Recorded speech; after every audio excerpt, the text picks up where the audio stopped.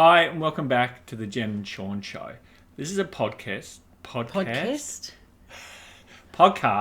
even, where your host, Sean, me, Jen. we visit hotspots around Melbourne, Australia, and now also interstate and sometimes overseas. And we give you our hot take on whether it's worth your while or not. Whether it's a must-do list when in Melbourne, whether you're a local or a visiting tourist. We really give our sort of insights, whether you should go, making it the most of your time, most of your money, and really just seeing if you really want to go. And then we give our kind of impression of all that. Yeah. Sound about right? Mm-hmm. Brilliant. Well, today's podcast is an interstate visit that we did a couple of months ago now. We went to the Tara Festival, or the Tara Camel Races, more to the point. I think it's actually called the Tara Festival of Camels. I could be wrong. I'll look that up and clarify before we post. I'm happy with that. That sounds really official and really cool, actually. Let me just tell you a little bit about what the Tara Festival is did you about. research? A little bit, yeah. So Alright. I do a little bit of the, what do I call it? Half-assed internet research about it. The Tara Festival, it says it's a unique event held every 2 years. It features a genuine camel race meet that, according to this, showcases the diverse culture of the Tara region. I think it does actually nail that. Yeah. This festival is the town's signature event, which kind of makes sense, attracting visitors from across Australia. The town's population normally is around, I'm going to say, 3,000 people, 4,000 people. You didn't research that? I kind of did, but then I lost my notes. So I'm going to say that there's about 4,000 people.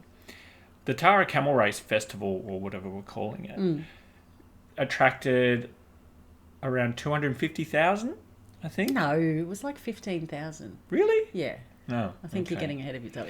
I think it was 15,000. This was the first time they'd sold out.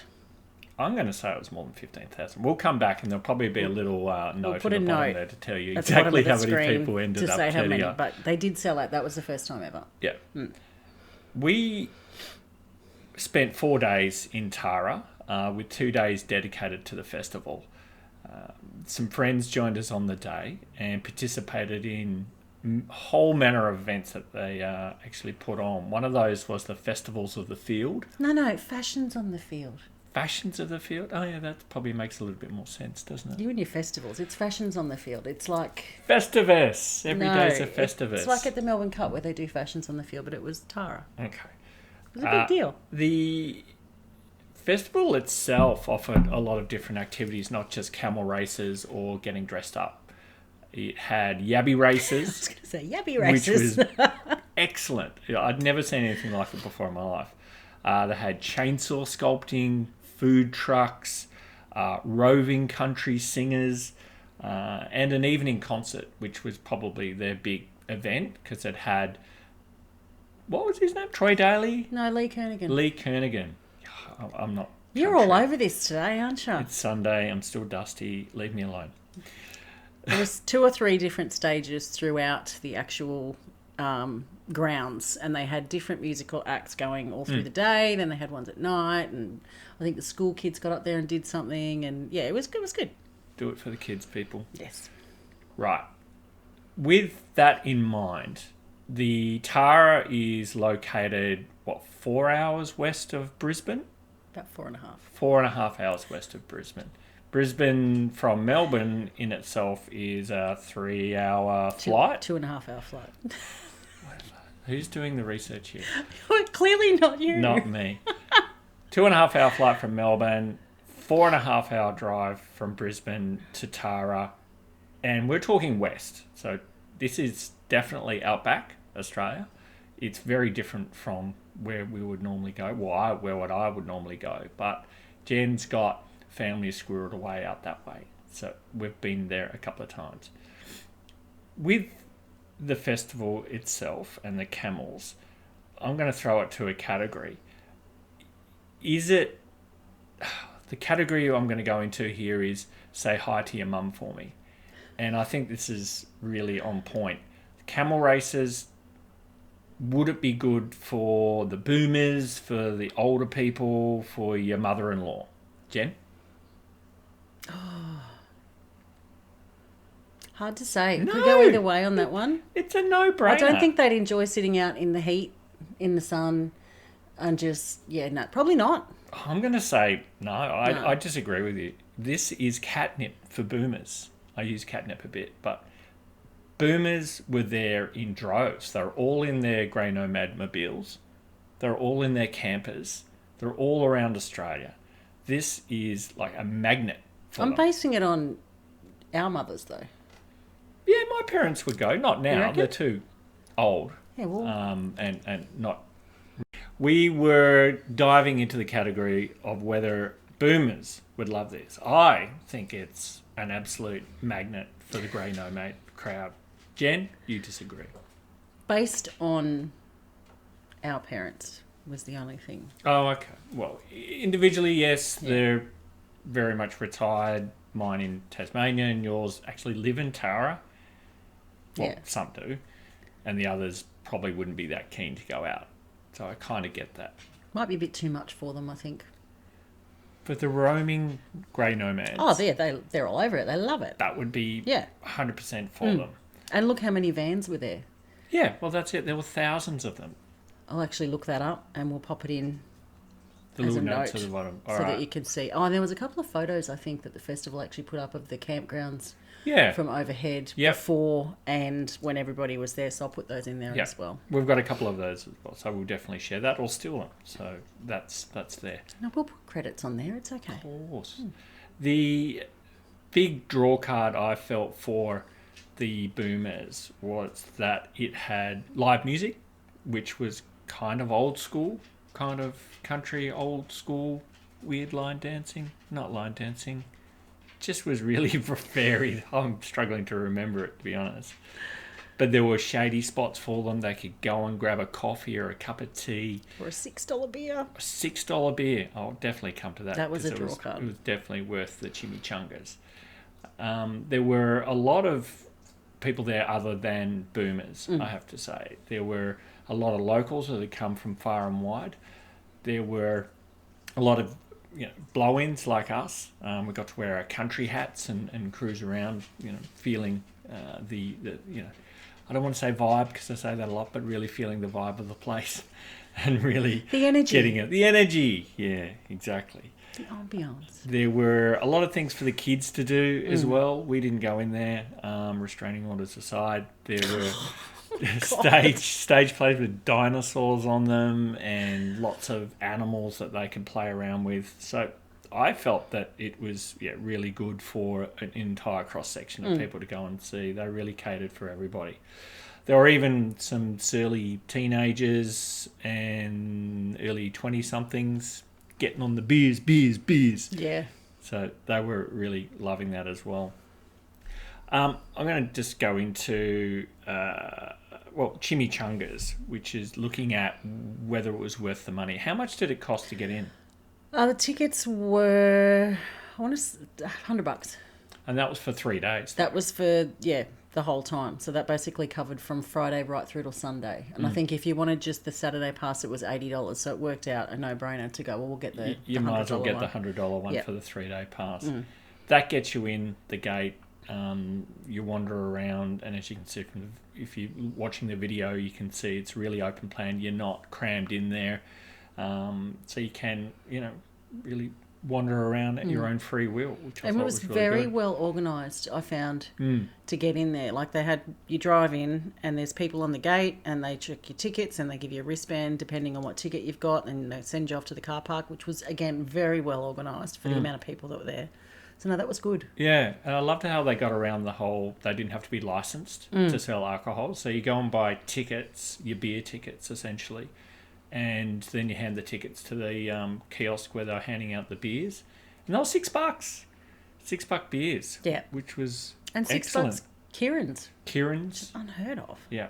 So we got into that pretty much most of the day, which is great. I didn't have to drive, so I really appreciate you driving us out of there. Yeah, well. Brilliant. The food trucks and coffee was also exceptional. I was really surprised Very by how good pleasantly it was. surprised at the food. The cost of that wasn't extravagant as well, so you're not breaking the bank completely. I think it was about average. What was it, $6 for a coffee or something like that, which is pretty standard. Yeah. Unfortunately, but it is what it is. Yeah. So that's fine. With that, I was going to say a word that I'm not going to say anymore. With that, definitely worth the money to go.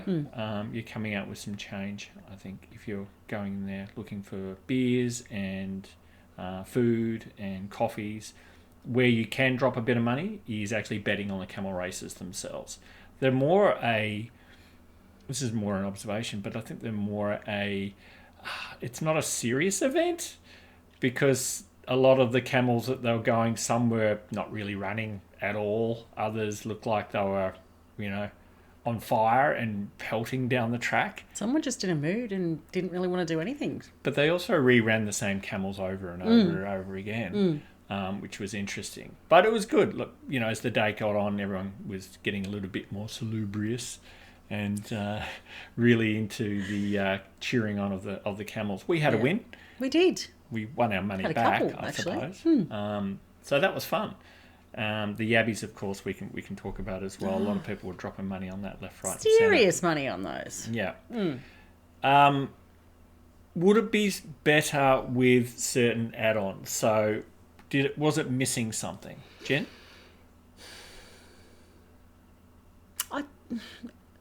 Not that I can think of off the top of my head. Okay, compare it to other shows. Well, you can't. What do you mean you can't? You can't. You couldn't really compare that to something like the Ekka or the Melbourne show, because they're completely different. Well, I'm gonna. I felt it needed show bags in my mind. It needed more. But it's not about the show stalls. bags. It's about the camels. Yeah, but the camels were kind of like a side event. They had all the merch. The merch, you mean, for the event itself, the festival? Yeah. Well, I've actually got a separate little thing about that, which is a bit of a gripe. I don't see what show bags would bring to something like that, though. Because I think it was more about having all the stalls there with, like, the handmade goods and things like that. You had a lot of different people with their stalls, and they were selling their stuff. So which was cool. Kind of very much a market atmosphere with that, which I really did enjoy. Yeah. But it did feel like some people had just come with their crap from Gumtree. Well, some did. Yeah. But that's kind of what you get in show bags half the time anyway, so... Well, I don't know. I would have appreciated a birdie beetle bag or, some sort of commemorative camel bag or something. I felt that could have been done. I would have liked some farm machinery to look at, like big tractors. Bit of a John Deere stall or something like that. Yeah, show me more of that. There was an Outback Outfitters sort of thing, which was pretty cool. So we picked up some merch from there. I thought the actual, because you touched on it, the merchandise itself could have been a lot better organised. How long did you stand in line for to get merch? 45 minutes. 45 minutes. Because they only had one merch stall. But what did we get? Well, I say we, what did you get? Okay, so got I got Mum a tote bag, which she quite liked. That was good. Got a pen, because you always need a merch pen. We got a camel beanie, which we'll put a photo of in here, because we did request that it would be provided ahead of today's episode so that Sean could wear that. But unfortunately, it's been lost in a vortex of a teenager's bedroom, so that didn't happen. Hasn't come back. I got Jim a shirt, the work shirt, which was bright blue. Still don't know how he feels about that, but he said he was going to wear it, so we'll see. Stubby coolers. Yeah, they were a real highlight. Coolers, yeah, they were quite good, actually. which are good. Is that all I got? I think that's it. Yeah. Yeah, I think that's all. Yeah, okay. So the merch was good. It was good to commemorate that. And a hoodie. I bought a hoodie. Oh, did you? Yeah. Oh. With the camel on it. Oh, yeah. Yeah. Oh, I got a beanie. Now I'm remembering We're all over this. Yeah. Yeah. But that's definitely all we bought. It's every 2 years, so I think you've got to definitely get the merchandise and that sort of stuff. Another category is, will it get you lucky with the missus? Oh, probably not. You'd be too drunk. That's kind of where I was going as well. Do you feel lucky? If you stayed there and camped there, I reckon you would, because you could have some day drinking, go into the evening, watch a concert, a little bit more drinking, slide back over to your Again, too tent, drunk. You'd just fall asleep. Yeah, it's probably likely you'd get the beer droop whiskey dick going on. So, it's not going to happen, is it? I've never heard you use that term before. I know, I'm bringing it back. It's really exciting. Some unexpected surprises. What do you think some unexpected surprises were? I've got some interesting ones. I'm going to say Deb and her cohorts winning fashions on the field. I was going to talk about that. But yeah, you go. Well, you can expand on it. Well, describe it for the viewers. Oh, Deb or the costumes? Both. Can't really describe Deb. No, she's an entity. Yeah. She's an entity. She's amazing. There was a group of them that decided to head out to the camel races. Now, to put it in context, they went to... Where's the other big one out west? Is it Charleville? I did do some research on other camel festivals that are out there. And there is one that I can't find at the moment, but it's every 2 years as well. It's sort of like alternates. But I think the one you're talking about was done a couple of weeks before, or even 2 weeks before. No, it was last year, and they went out west. I'll look up where it is, and I'll put the details here. Put it on the ticker. Yeah, they did that one last year, and there was a group of them that went out, and they all dressed up as nuns and priests. That's right. It was. Yep. Yeah. Yep. And they won. They won. You had to fly there. That's going to annoy me that I can't think of the name. I'll look it up. It's not Boulia. No. Somebody very well known. Anyway, they headed out to Tara for this one. And again, all dressed up. But the costumes that they had were phenomenal. Yeah. If you're watching the video, you can see it pretty clearly. But for those that are just listening, describe it. So if you think Arabian camels and sheiks, so half of them were dressed up as the camels, which involved some skin-coloured, I don't want to say thermals, but that sort of gear from Temu, blow-up camel outfit that went on like overalls, chef's apron with some voluptuous décolletage on the front, shall we say, some bling, headscarves, all that. Sorry, just rattled my bracelets then. And then other ones dressed up as sheiks, basically. Yeah. So you had like the sheiks and their camels. Yeah. And yeah, they won. It was amazing. And they also donated the prize money back to the festival, which I thought was really good. So that was cool. They won. And there was a lot of people invested in the fashions of the field. So there was a lot of people there who took the effort to dress up. Some people put bugger all effort in. But everyone was loving it. Everyone it was a beautiful day. Yeah. They were up there on the beers, and some of them involved their family as well, which is pretty interesting. But they were, they cleaned up, and as you said, they donated their prize money to a charity, which was really cool. I think another unexpected one for me was the quality of the food. I had that down too. Yeah. Really, really good food. There was a smokehouse. Oh, yeah. I got their card and everything, and now I can't even remember it. I'll put it on the ticker. But their burgers we are so well prepared today. Were so good. It was smoked burger, smoked meat, and it was just so delicious. One of the unexpected surprises for me was the yabby races, understanding that people put in hundreds of dollars to own a yabby, and if it won, you won the pot, and you get to keep the yabby too. If it lost, you get nothing. Yeah, but you had people going into groups and then putting it out there, and I thought that was really, really cool. Thousands of dollars. The other category we're just going to tick off here is, well, would you do it again? Yeah. Yeah, I think so. I think so. 2 years is a good gap. Yeah. With the events, it had a great atmosphere. It was pretty well organised. It was a fun day out. Would we camp? Yeah, maybe if we had the gear. But I was living so close, probably not. Yeah. We can describe a little bit about where we stayed while we're in Tara. You'll see some amazing pictures if you're watching the video of just how outback it is. But we stayed in this nifty little caravan, didn't we? Vintage, as Mum would call it. Vintage caravan.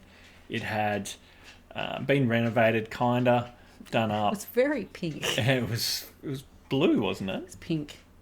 I was pink inside. Yeah. So we got a nice couple of pictures of that, but that was excellent to stay in. It was the outback piece and quite cold, but it was a really good experience. Overall, I'd definitely go back again. Yeah, I think so. I did do some research. I found it now about other camel races because we talk about, is it the best? Is it the apex mountain of camel races? And I think we don't know because we haven't been to any others. One of the other ones we could directly compare it to is this one in Alice Springs.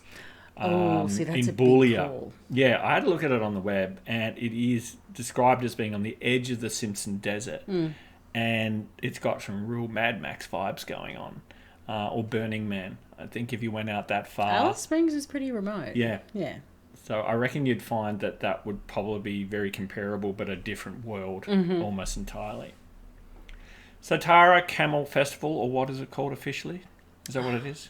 Festival of Camels? Festival of Camels. I'm going to go with that. It was really good. Had a really good fun time. Yeah. Still think it could have done with a Birdie Beetle show bag, but cheap beers, fashions of the field, got to mix it up with the Outbackians, and we wore our adventure hats too. We did. Which was really exciting. And so we give it a big thumbs up.